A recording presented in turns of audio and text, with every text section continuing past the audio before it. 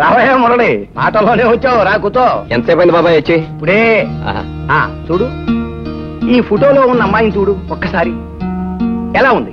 చాలా అందంగా బ్రహ్మాండంగా ఉంది. పేరు రాధ. నీకు నచ్చినట్టేనా? అయ్యి బాబాయ్, భలేవాడు బాబాయ్. ఏదో ఫోటో చూపించి అభిప్రాయం చెప్పమంటే చెప్పాను కానీ ఈ మాత్రం దానికి నీకు నచ్చిందా ఇష్టపడ్డట్టేనా అంటారేమిటి? అయినా నాకెందుకు వచ్చిన కూడా నాకేం తెలియదు. వెంక బాబాయ్ ఎప్పుడు వచ్చాడు?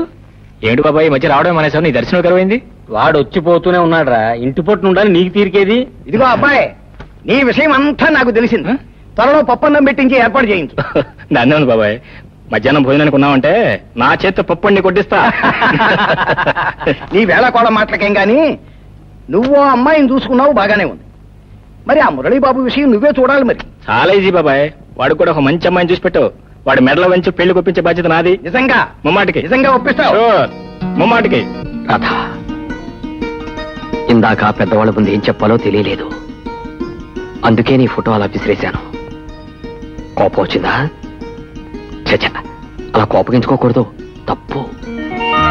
బాబాయ్ నీకు నచ్చిందా అని అడగగానే చాలా బాగా నచ్చింది అని చెప్పాలనుకున్నాను.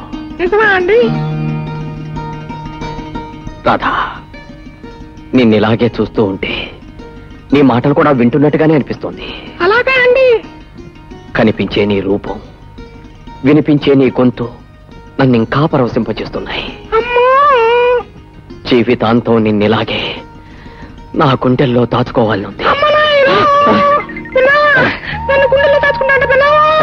ఏమిటదే?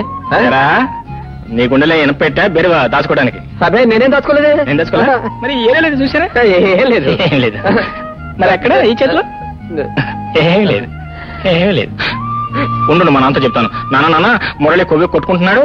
బాబాబు నీకు పుణ్యం ఉంటుందిరా, బాబాయ్తో మాత్రం చెప్పకరా. చెప్పద్దా? చెప్పను కానీ మరి అయితే మనం చేసుకుంటావా?